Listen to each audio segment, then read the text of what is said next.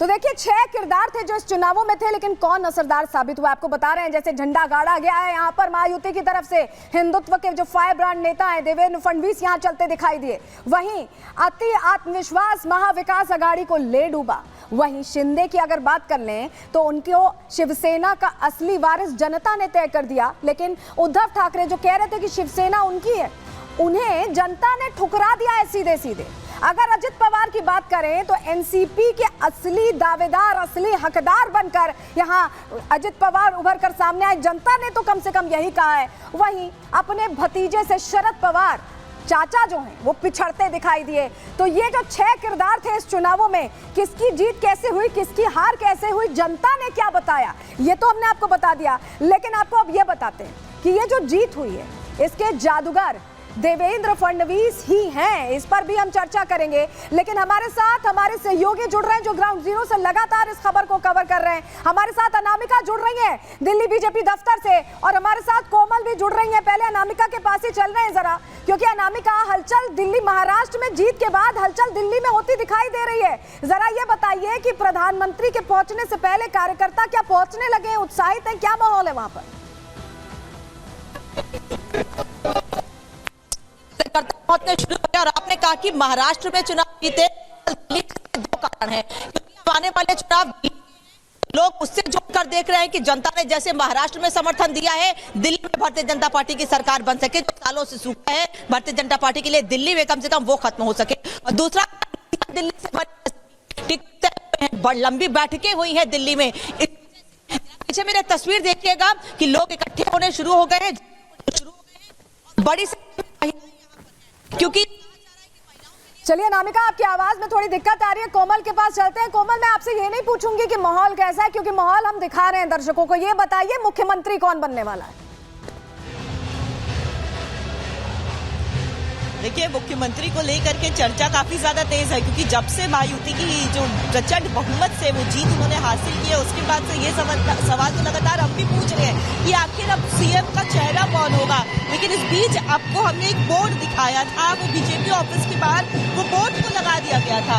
उस बोर्ड में साफ तौर पर देखिए आपको एकनाथ शिंदे नजर आ रहे थे, देवेंद्र फडणवीस नजर आ रहे थे, अजित पवार नजर आ रहे थे। कई बार देखिए जब अमित शाह यहाँ पे रोड शो करते हुए नजर आए हैं, जब जनसभा को संबोधित करते हुए नजर आए हैं, तो उन्होंने इस बात का संकेत दिया है देवेंद्र फडणवीस जो है वो अगले सीएम हो सकते हैं। आज जब हम उनकी बात से, जब हमारे सहयोगी बात कर रहे थे देवेंद्र फडणवीस की माता जी से, तो उन्होंने भी खुशी जाहिर की। उन्होंने भी साफ तौर पर ये भी कहा कि देखिए उन्होंने काफी ज्यादा मेहनत की है, काफी ज्यादा पूरे समय 24 घंटे ग्राउंड पे रह करके उन्होंने हर वो कोशिश की जिससे यहाँ पे महायुति की सरकार बने। और देखिए उसी कोशिश का नतीजा है कि आज जो है एक भारी बहुमत के साथ प्रचंड जीत जो है वो महायुति की हुई है। लेकिन इस बीच अगर आपको तस्वीरें भी दिखा रहे थे अब लगातार बीजेपी ऑफिस से, यहाँ पे देखिए पहुंचे हुए हैं देवेंद्र फडणवीस, उनके साथ रामदास अठावले भी है, साथ ही साथ कई बीजेपी के बड़े चेहरे भी यहाँ पे पहुंचे हुए। और लगातार देखिए मंथन हो रहा है, बैठक हो रहा है, बैठकों का दौर जारी है।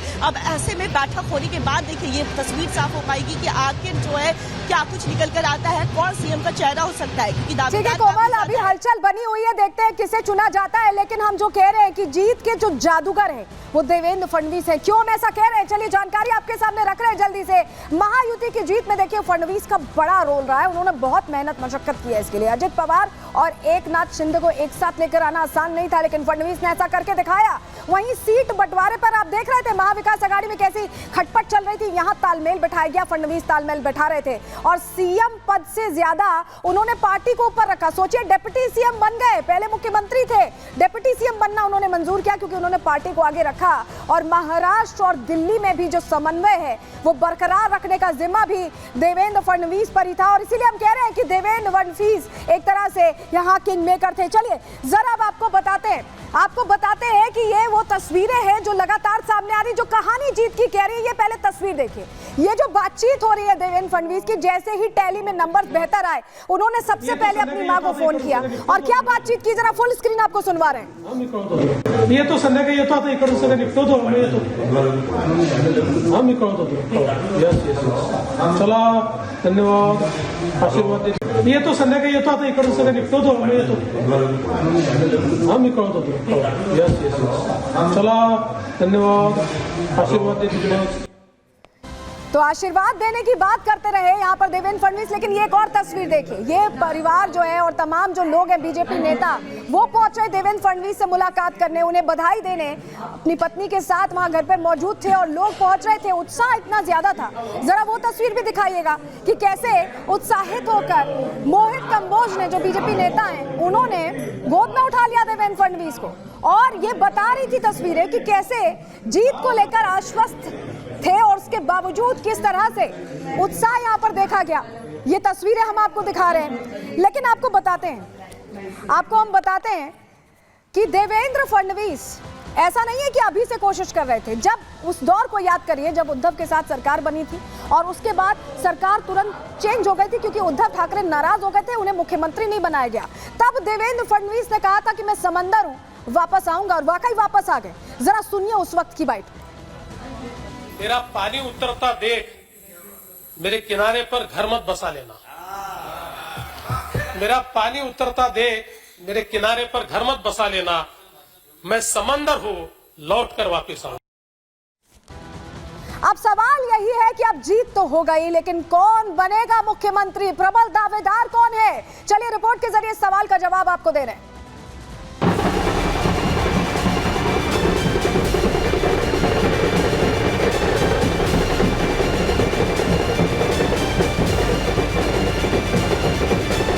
कौन बनेगा मुख्यमंत्री? ये वो सवाल है जिस पर महाराष्ट्र में आम आदमी से लेकर नेता सबकी नजर है। ये वो सवाल है जिसका जवाब जानने के लिए हर कोई बेताब है।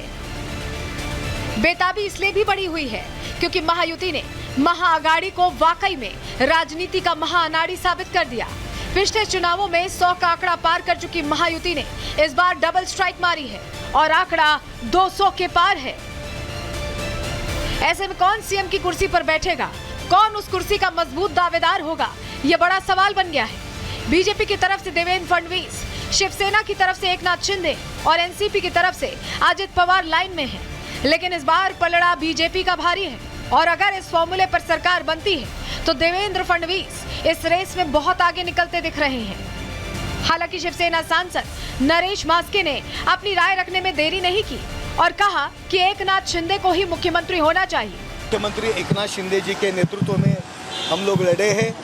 सब लोगों ने ये मान्य किया है कि एकनाथ शिंदे जी के नेतृत्व में चुनाव हम लोग लड़ रहे हैं। मैं शिवसेना का कार्यकर्ता हूँ। मुझे लगता है हमारा नेता एकनाथ शिंदे साहब है, वो मुख्यमंत्री होना चाहिए, मुझे लगता है। जबकि डिप्टी सीएम देवेंद्र फडणवीस ने सवाल पर साफ कर दिया कि तीनों पार्टियां मिलकर मुख्यमंत्री के लिए नाम तय करेंगी। सीएम पद के ऊपर कोई भी विवाद यहाँ नहीं होने वाला, क्योंकि पहले दिन से ये तय है कि चुनाव जब संपन्न होगा तो चुनाव के बाद दो पार्टियां तय करेगी। हमारे नेता आदरणीय मिनिस्टर साहब ने प्रेस कॉन्फ्रेंस में ये बहुत स्पष्ट शब्दों में बताया है कि चुनाव के बाद तीनों पार्टियां बैठेगी और इसका निर्णय करेगी। अब मुख्यमंत्री कौन बनेगा ये तो समय ही बताएगा, लेकिन अभी तक बीजेपी की बम्पर जीत और महाराष्ट्र में पार्टी के प्रदर्शन को देखते हुए फडणवीस इस रेस में बढ़त बनाए हुए हैं। Bureau report, Republic Bharat.